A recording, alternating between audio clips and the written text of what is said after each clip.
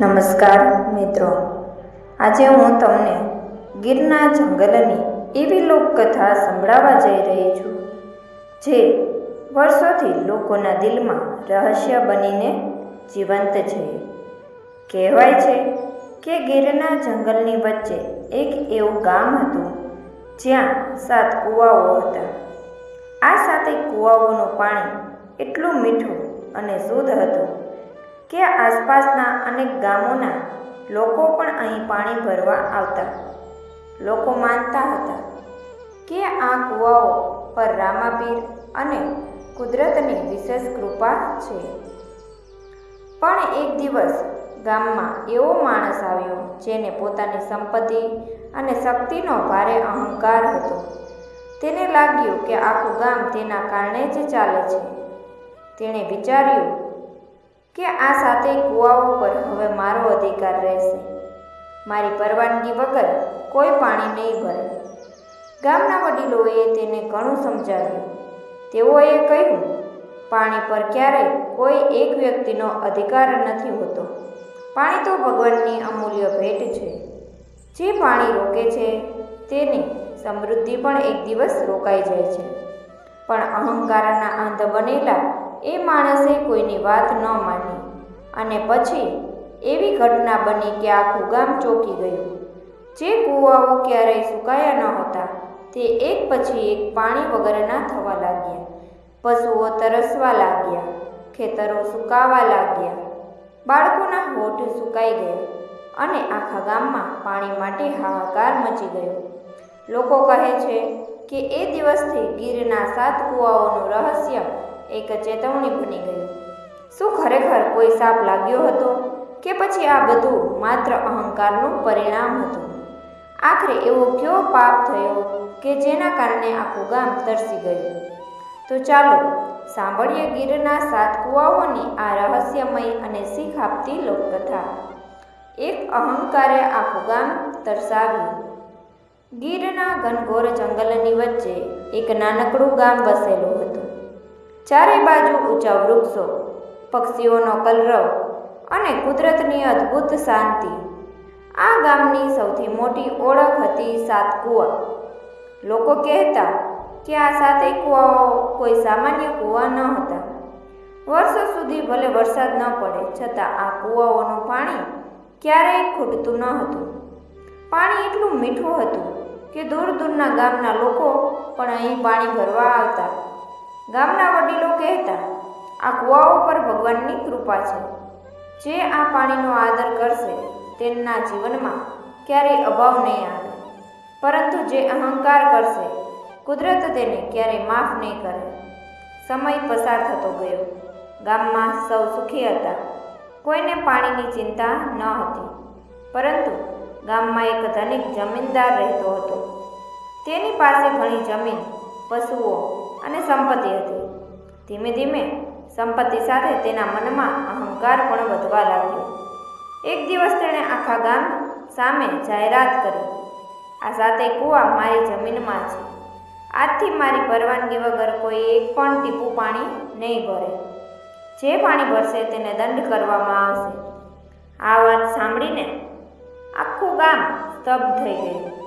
ગામના વૃદ્ધોએ હાથ જોડીને કહ્યું, દીકરા, પાણી ભગવાનની દેન છે. તેના પર કોઈ એક વ્યક્તિનો અધિકાર નથી હોતો. પાણી રોકનારનું નસીબ પણ એક દિવસ અટકી જાય છે. પણ જમીનદાર હસવા લાગ્યો. ભગવાન નહીં, હવે આ ગામમાં મારો હુકમ ચાલશે.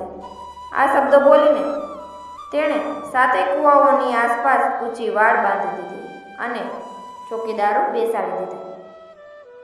લોકો નિરાશ થઈને પોતાના ઘરે પાછા ફર્યા. પણ એ જ રાત્રે ગીરના જંગલમાં કંઈક એવું બનવાનું હતું જે આખા ગામનું ભાગ્ય બદલી નાખશે. તે રાત્રે ગીરના જંગલમાં અજબ શાંતિ છવાઈ ગઈ હતી. પક્ષીઓનો કલરવ બંધ થઈ ગયો હતો. પવન પણ જાણે ધીમે ધીમે વહેતો હતો.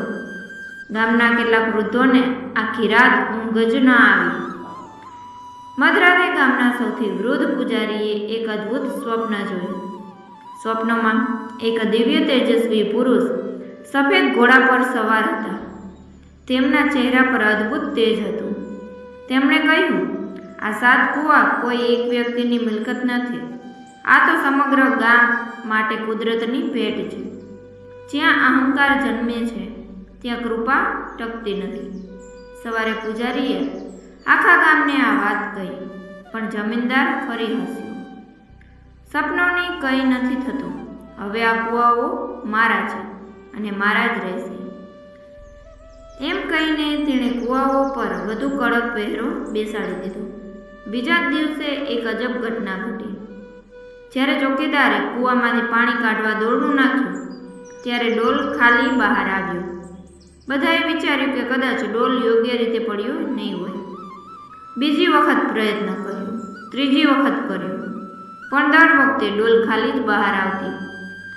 થોડી જ વારમાં સમાચાર આવ્યા કે માત્ર એક નહીં, 7 કૂવાઓનું પાણી અચાનક ગાયબ થઈ ગયું હતું.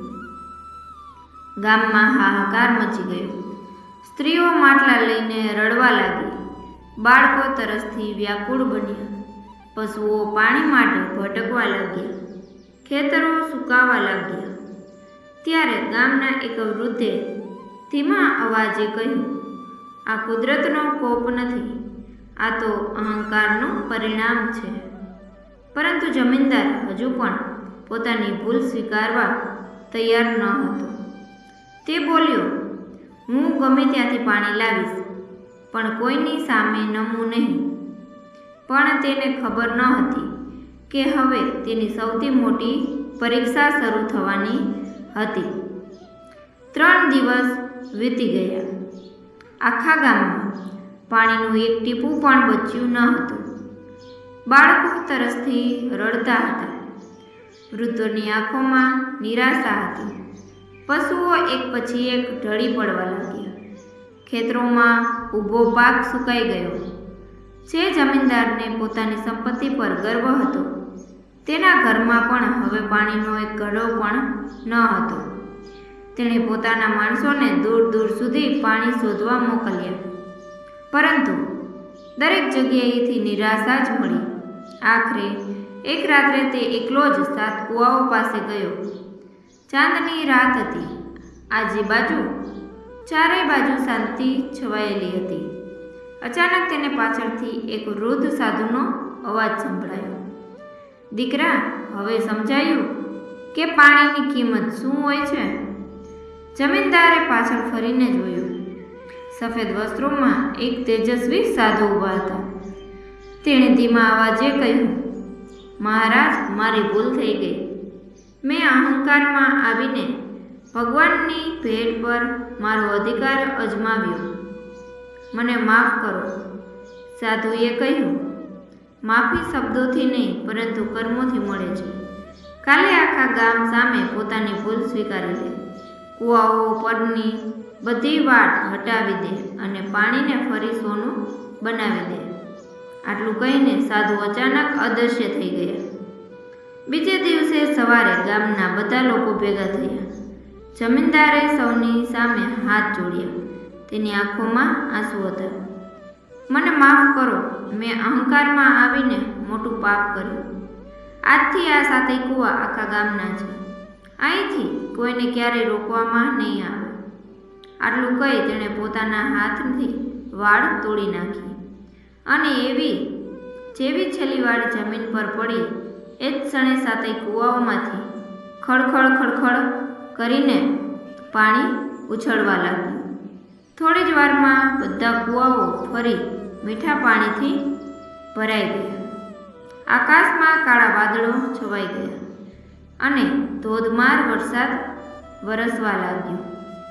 આખું ગામ ખુશીથી ઝૂમી ઉઠ્યું અને વડીલોએ કહ્યું કે કુદરત ક્યારેય કોઈનો બદલો લેતો નથી, પરંતુ અહંકારને જરૂર નમાવે છે. તે દિવસથી ગીરના 7 કૂવાઓની આ કથા પેઢી દર પેઢી સંભળાતી રહી. આ કથાનો સૌથી મોટો સાર એ છે કે અહંકાર માણસને એકલો પાડી દે છે, જ્યારે વિનમ્રતા ભગવાનની કૃપા અપાવે છે. કુદરત અને ભગવાનની ભેટ પર ક્યારેય પોતાનો અધિકાર ન અજમાવવો જોઈએ. મિત્રો, ગીરના 7 કુવાઓની આ લોકકથા આપણને એક ખૂબ જ મોટો પાઠ શીખવે છે. સંપત્તિ, શક્તિ કે સત્તા મળે ત્યારે ક્યારેય અહંકાર ન કરો, કારણ કે અહંકાર માણસને વિનાશ તરફ લઈ જાય છે. જ્યારે નમ્રતા અને સેવા જીવનમાં સુખ, શાંતિ અને ભગવાનની કૃપા લાવે છે. જો તમને આ લોકકથા ગમી હોય તો વિડીયોને લાઈક કરો, તમારા મિત્રો અને પરિવાર સાથે જરૂરથી શેર કરો અને આવી જ રહસ્યમય, આધ્યાત્મિક અને પ્રેરણાદાયી વાર્તાઓ સાંભળવા માટે અમારી ચેનલ વ્રત કથાને સબસ્ક્રાઈબ કરવાનું ભૂલશો નહીં. જય શ્રી કૃષ્ણ. રાધે રાધે.